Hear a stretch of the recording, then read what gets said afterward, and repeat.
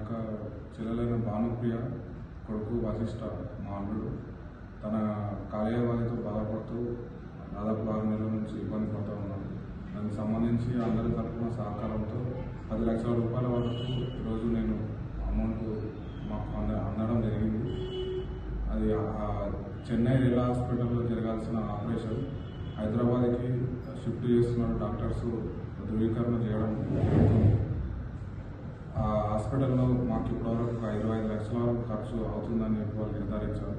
మిగతా అమౌంట్ గురించి మేము రిక్వెస్ట్ అందరికీ చేస్తున్నాము. దయచేసి మాకు సహాయం చేసి బాబు ప్రాణాన్ని కాపాడాల్సిందిగా కోరుతున్నాము.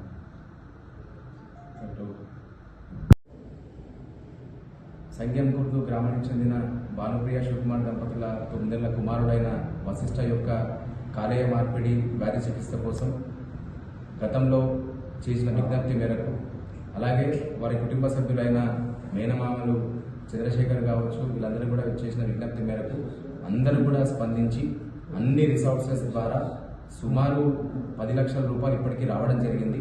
ఆ బాబు వశిష్ట ఎవరైతే ఉన్నారో బాబు వశిష్ట యొక్క కాలేయ మార్పిడి ఆపరేషన్ ఇక్కడ వీలు కాదు అని చెప్పినందుకు చెన్నై అక్కడ వాళ్ళు రేల్ హాస్పిటల్ పోవడం జరిగింది.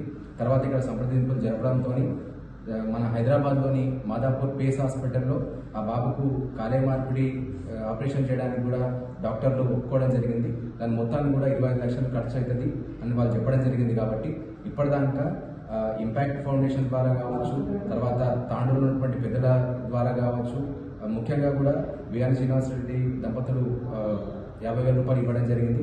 ఆ తర్వాత ఫ్రెండ్స్ ఫౌండేషన్ పెద్దలు కూడా 11,000 ఇవ్వడం జరిగింది. సారదా కుటుంబం 11,000 ఇవ్వడం జరిగింది. పటేల్ శ్రీశైలం గారు 11,000 ఇవ్వడం జరిగింది. ఇంకా మిగతా చాలా మంది కూడా ఈ ఫోన్పే గూగుల్ పే ద్వారా కూడా సాయం చేయడం జరిగింది.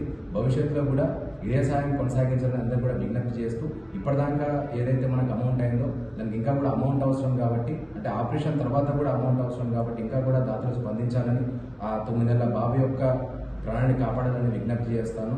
దీని అంతట్లో కూడా సంగెంకుర్దు పాఠశాల విద్యార్థులు ఎవరైతే ఉన్నారో వాళ్ళు దాచుకున్న డబ్బులు ఆ బాబు చికిత్సకి ఇవ్వడం కూడా చాలా అభినందనీయం.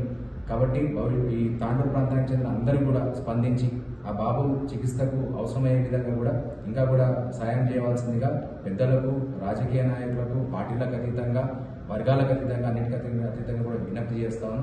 ఎందుకంటే ఒక బాబు ప్రాణాన్ని కాపాడే విధంగా మన సాయం ఉంటుంది కాబట్టి ఎంత వీలైతే అంత చేయాల్సింది కూడా విజ్ఞప్తి చేస్తాను.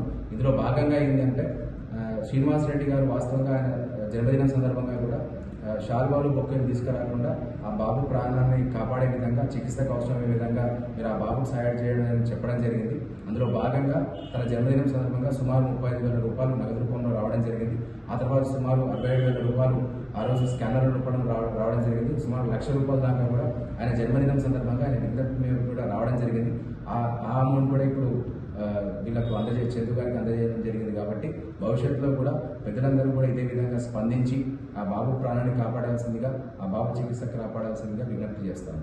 ఇంకో చివరి విజ్ఞప్తి ఏంటంటే రాష్ట్ర ప్రభుత్వాన్ని కూడా విజ్ఞప్తి చేస్తా ఉన్నాం. ఏంటంటే చాలామంది పిల్లలు రాష్ట్రంలో కూడా ఇలాగే దీర్ఘకాలిక వ్యాధులతో బాధపడతా ఉన్నారు. క్యాన్సర్లతో కావచ్చు, కాలేయ వ్యాధితో కావచ్చు, కిడ్నీ వ్యాధులతో కావచ్చు, హార్ట్ ప్రాబ్లంతో బాధపడుతున్నారు. కాబట్టి చాలా కుటుంబాలు కూడా ఆర్థికంగా, మానసికంగా చాలా ఇబ్బంది పడుతున్నాయి. కాబట్టి గవర్నమెంటే ఒక స్టెప్ తీసుకొని ఇలా దీర్ఘకాలిక వ్యాధులతో బాధపడుతున్న చిన్నారులు ఎవరైతే ఉన్నారో వాళ్లకు ఫ్రీ ట్రీట్మెంట్ చేయాల్సిందిగా విజ్ఞప్తి చేస్తాను. ఎందుకంటే చాలా ఇబ్బంది పడుతున్నాయి చాలా కుటుంబాలు కూడా, చిన్నారులు కూడా చాలా కుటుంబాలు ఇబ్బంది పడుతున్నాయి. కాబట్టి జిల్లా ఆసుపత్రుల్లో ప్రత్యేక యూనిట్లు ఏర్పాటు చేసి కాలేయ వ్యాధి కావచ్చు, కిడ్నీ వ్యాధి కావచ్చు, హార్ట్ డిసీజెస్ కావచ్చు, క్యాన్సర్లు కావచ్చు ప్రభుత్వం ఉచితంగా ట్రీట్మెంట్ ఇవ్వాల్సిందిగా విజ్ఞప్తి చేస్తాం.